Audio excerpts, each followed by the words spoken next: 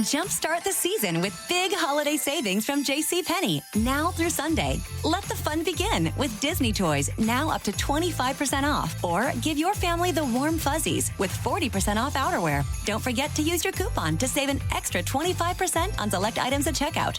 The holidays are officially here at JCPenney. Offers valid on select items through 10/31. Toys excluded from coupon. Some exclusions apply. See store or jcp.com for details. Welcome to the Underground, the Steel City Underground, the black and gold standard for Pittsburgh Steelers coverage. Now, here's your host, Terry Fletcher. Hello, everyone, and welcome to the Steel City Underground podcast. My name is Terry Fletcher. This is the What the Football WTF Week 6. And boy, let's get started. Well, let's start with Thursday Night Football. Tampa Bay beats Philly again, 28-22. But I think the probably the funniest part of that game, if you can call it funny, he is one of my 4 leagues of fantasy, one of my quarterbacks. But Brady had 3 rushing yards, but he takes a knee at the 5-yard line at the end and lost a yard, so he didn't cover bets on what he'd have. Also, he didn't cover the spread because they were right there in the end zone. We do that as far as the Steelers all the time. If you can win the game, they just take a knee. They're like, why chance a fumble? So some haters on Brady this week. I saw it all over Twitter and all over social media. But of course, all they care about is the win, which is what they should. So this is week 2 of football in London. And it was, of course, the game everybody wanted to see. I'm kidding. The 1-4 Dolphins against the 0-5 Jaguars. Well, remember, the Jacksonville Jaguars, they have lost 20 straight games. And so to fly all the way to London and then hopefully win is kind of scary for them. Well, guess what? They did win. So they won finally. They 1-5 Jags, and you would have thought they won the Super Bowl. But after 20 straight losses, I'm telling you, for those of you that listen to this podcast and you are, I guess, what you call yinsers, Pittsburghers and everything, you really have to appreciate what we have in Pittsburgh with our Steelers because it is crazy. Can you imagine going 20 straight losses? What the football? So we did hear a voice from the past, though, in the booth. Former Jets quarterback Mark Sanchez is now in the booth, and he actually did a decent job, but I thought that was like, oh, who is that? There's somebody that came out of the past.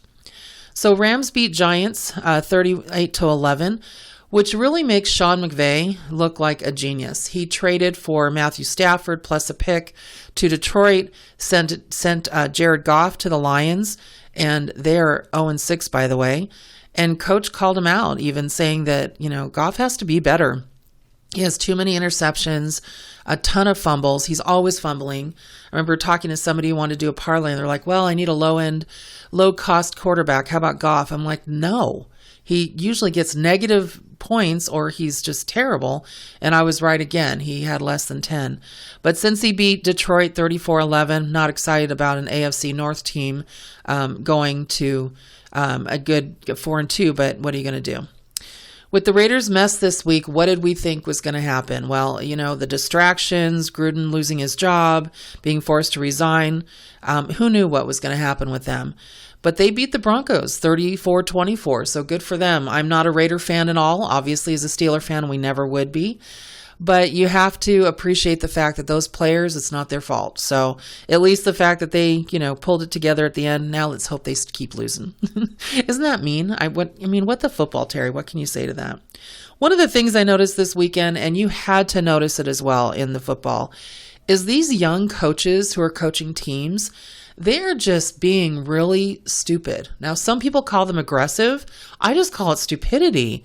Early in games, on 4th down, going for it when you're behind, instead of taking the points when you need them, they're doing it in the second quarter, in the third quarter. I get it towards the end where you're in a hurry to get some points, but Cleveland versus Arizona, they're 4 and 3. Okay, so 4th down, 3 yards to go at the 15. And take the points. No, Mayfield was sacked. Come on. And third quarter in Chargers. Okay, this one made no sense to me. Went for it on 4th and 1. at their own 19. So yes, that's the other team. All they had to do was run it in, or they're already in field goal range. And they were playing the Ravens. Ravens took over and scored. But, WTF, why would you do that in the third quarter? You're playing terrible. That just doesn't make sense to me. There were a lot of bad snaps. I think 3 in that game, late snaps, lost snaps, a dropped snap. The Chargers are really a mess right now. And if you had any what the football moments, it was being watching the Chargers game. 3 seconds left in the first half, and Mayfield did throw a Hail Mary for a touchdown, and you're like, oh my gosh, somebody sat on them and didn't realize what was going on. So that was probably the highlight of that game, but Arizona turned out and beat Cleveland anyway. And right now, Arizona is the only undefeated team at 6-0, so good for them. I really like their quarterback, so you can't really be, and they're in the NFC, so we don't have to see them, so it's for a while. KC was behind in their game. So Kansas City, they're playing kind of terrible right now. Everybody's saying now that Josh Allen is better than Mahomes. And Mahomes was paid how much? $500 million. He's a $500 million man. And they were behind again in this game, 10-13. And he's thrown 14 interceptions in 14 starts. So let's shift what people like to say about Big Ben, and let's focus on a player who is making a gazillion amount of money, and he needs to figure it out. And I don't know if it's his offensive line or if they just have this arrogance about them saying, well, we're Kansas City, so don't you know who we are?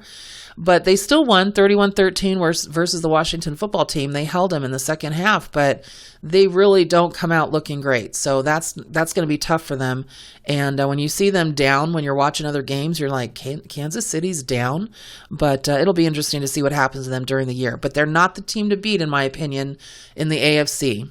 Now, what about Aaron Rodgers? Well, he is, oh my gosh, this guy is so arrogant. And I'm so tired of seeing Pittsburghers saying, oh, he's going to be in a uniform in Pittsburgh next season. I mean, everybody realized that he is only 2 years younger than Ben, and it's actually like 19 months. So Ben is 39. He is 37. He's going to be 38 in December. And why would we pay that kind of money for a year? I mean, that's really all he would be worth to us, and what he did in the offseason trying to get rid of his general manager. So he goes into Chicago and he wins the game. I mean, his team wins the game. They were down a little bit, came back and won it 24-14. But he goes into the crowd and it was caught on TV, and I effing own you. And then several different times, I own you. It was all on TV. And you wonder, isn't that taunting? How many taunting calls were we getting? Well, we actually got a clarification on that. You can taunt the audience, but you can't taunt the player. But we're going to get into taunting here in a little bit because, okay, so you can taunt the audience. You can show what a jerk you are on TV, which, okay, in the moment of the celebration, whatever. But, I mean, come on, he drives me crazy. But he also gets special treatment. So as we know, so you don't know if it was that the refs just didn't want to call it, or again, he didn't do it to a player, he did it to the audience and to the people that were in the stadium, or if it's just because it's Aaron Rodgers. Did you see what happened in the Brady game? Let's go back to that for a minute. So Tom Brady's in the backfield. It's live football. There's actually live football going on, and him and another player are rubbing up against each other for something. And the ref comes in instead of watching what's going on with the plays in the game to kind of break it up and protect Brady. You don't do that while the play's going on. You do not do that as a referee. And so that was kind of a big deal as well. Talk about more what the football. And I'm always picking on refs because they always deserve it. They mentioned on Monday Night Football that a lot of our referees now are kids of the children of the former referees who've retired. And we now have a second generation of terrible referees. What the heck? Or, as we should say here, what the football? So Dallas at New England, back and forth for as far as who was winning, who was losing. Score kept changing. And with 2 minutes left, Mac Jones ahead by 1, throws an interception to his college teammate, defensive back Diggs, who he is a great cornerback. But Dallas fails on a 2-point conversion, and 1 minute later he throws to Higbee for a touchdown. And now New England leads by 3. Dallas in overtime But CeeDee Lamb, he gets a touchdown. Dallas wins 35-29. But here's another taunting. As he's running in the touchdown, he's waving and turning around and doing that high step kick to a player that's in there, and they don't call it. Isn't that taunting? He did it to a player. So the things they're calling taunting on, it's almost like they're saying, well, you can celebrate and be a jerk, but you can't stand over a player. You can't at a sideline during the game. So I don't understand where the taunting thing is. We need a clarification. This reminds me of when you used to be able to review pass interference. Well, I'm glad that stopped because right now you don't know what's going on. But it's crazy to me that your judgment call on who's being a brat. That's what taunting is. You got a little boy being a brat, and you have one maybe older referee saying, no, you're being too bratty, and another one saying, oh, just let him play. This is football. So I think that's a problem because there's not black and white on that. Okay, I'm going to start on the Steelers game.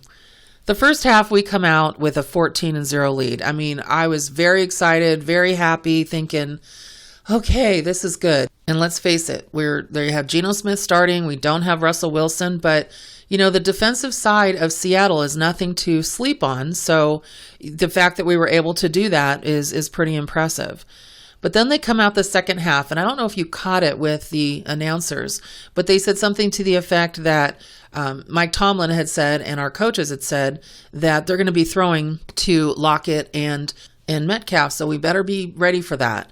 Well, they didn't do that. They came out and stuck with the run, stuck with Collins because their regular running back was out, Carson, and so they just ran down the field. I mean, we could not stop them. We could not make a tackle. And I don't know about you guys, but how many times were we screaming, make a freaking tackle? I mean, they were not making tackles at all. It was really quite embarrassing. So we let them back into it. They get back into it, and we're 17-17. Now, we had a couple of hiccups in our game as well. Ben had, I don't know, for those of you that are younger listening to this, there was something in 2001 called the Tuck Rule.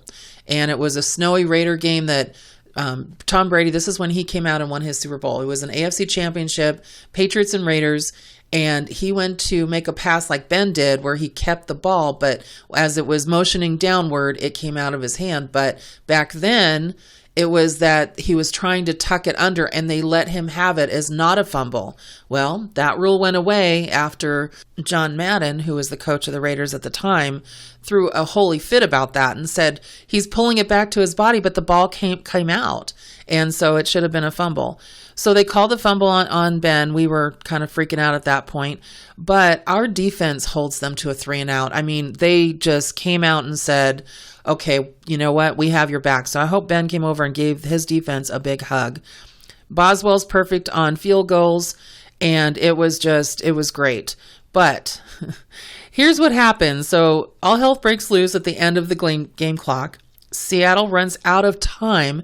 It's out of time on the game clock, the stadium clock, but the refs stopped the clock to review a catch, no catch when it was fumbled, and it was clear it was a catch. It was fumbled, and they have no time to spike. It would be in 1 second or 0 seconds. They give them 3 seconds back on the clock. I mean, why don't you just hand them the ball and say, here, just toss it over the uprights. I mean, it was just so ridiculous because a couple of plays earlier, I don't know if you caught this, but Metcalf makes a juggling catch to the side that might have been overturned if they looked at it because he didn't have control, but no review. And this was a clear as day catch and fumble with Seahawks in field goal range with seconds left. That was just pathetic. It was absolutely pathetic. And you want to talk about Tomlin just completely pissed. He was, you could read his lips on the sideline and make no mistake what he was saying, but he was just like so mad. And then in his presser, it was heard that on the way to his post-game press conference, he said, I got my wallet because he said it was wrong. He was really upset. It was an embarrassment, and it was. It was absolutely ridiculous. And for those of you that don't know what Tomlin does within the league, is because he seems to know everything about every team. He's on the competition committee. So if you don't think that he's going to mention this, or if you think that's the last that we've heard of that just because we won, I guarantee you it isn't. It will definitely be brought up in that because that was just wrong. I wish those of us as fans could actually hear that front office call about that, because I would really like to see what the front office and New York and all of them have to say about that. That was just absolutely wrong. But a little lighter thing, I don't know if you caught this, something Tomlin said at the presser after, and actually I agreed with him. TJ Watt, oh, what a beast. He forces a fumble, sets up a 51-yard field goal. Boswell's perfect. We win in overtime, right? But who really was one of our players of the game? How about Presley Harvin? I mean, the way he makes that ball, he holds those balls for Boswell, his punts. I mean, he's such a pickup that we drafted as a punter. But Tomlin says, and I'll quote, young Presley holding those balls in big moments. That was just funny to me, but you know what? It's true, holding those balls in big moments. So just so you know, the week 7 is going to be tough for those of us who play fantasy. And again, I do. I always mention it because 7 teams are on buys. And 6 teams, I'm sorry. So we have Steelers, Bills, Vikings, Cowboys, Jags, and Chargers. I'm trying to pick up players that are good players, and they're on the teams that are on buys as well. So everyone, good luck with that. So lastly, talk about Monday Night Football. Well, that was quite the game as well. Buffalo at Tennessee. We beat Buffalo week 1. So, of course, we're interested in this game. It's also an AFC game. Diggs, Sanders, Beasley. Then you also have Henry for the other side. So they were trying to be tricky at first, and you could just see the coach when he was on the Tennessee side, Vrabel, when he was just looking into the TV, he was shaking his head going, what in the heck is my team doing? They were just not making things happen. But they were trying to do these passes. I think they were trying to do a backward lateral once somebody caught it for the punt or the kickoff instead of, just catching it and running. And the first time the guy went to look like he was going to throw it, and then he didn't. And you're like, okay, that was weird. But then the second time they did throw it, but it was a forward pass, and they need to not do that unless they know for a fact it's going backwards. But the Titans pulled it out in the last minute by stopping Josh Allen at the goal line, and because they went for it at 4-1 and they tried a quarterback sneak. And what's weird here is they could have gone for a field goal and tied it and gone into overtime. But instead, they decided to go for it 4th-and-1 with the quarterback, and the Titans stopped them. And so they lost 31-34. And so that was just kind of bizarre at the end to me. But shout out to Derrick Henry. I have him in one of my leagues, running back. One of my leagues is a running back. 130 plus rushing yards in 2 straight games with 3 touchdowns. He is a beast, and he's fast. You're looking at him and going, wait, he's like 240, 250, and he just runs like he is a gazelle. It's just crazy to me. But that was definitely a What the Football Monday Night Football game. You're just thinking, what the heck is going on here? Especially with 2 4-1 teams. So the better team won, and in the big lights and on the big screen and prime time. So there you go. All right, everyone, that's it for me for What the Football Week 6. We have a bye coming up, but we will still have our What the Football Week 7 podcast. And so everyone, make it a great day and a great week. And thank you for listening to the Steel City Underground podcast. We would like to thank you for listening and remind our listeners to follow us on social media and our website, www.steelcityunderground.com. All right, we're here with Nina, who is hosting a little Tuesday get-together. And she has gone all out. Yep, she's done the fancy charcuterie thing. Look at those solid maple serving boards. So classy. And those gold rim side plates? Gorgeous. Oh, you're absolutely right. And she got it all at Marshall's for way less. Even the cheese? No, not the cheese, but that to die for sequin top. Marshall's? Yep, Marshall's. Fabulous brands. Feel good prices at Marshall's. This Halloween. No, that's impossible! Don't get caught Did you check the basement? Or the bedroom? without the perfect thing They're both out! to treat every taste. Well, that's it. We're out of Fanta. This Halloween, don't live with the horror of being without Fanta. Get yours today.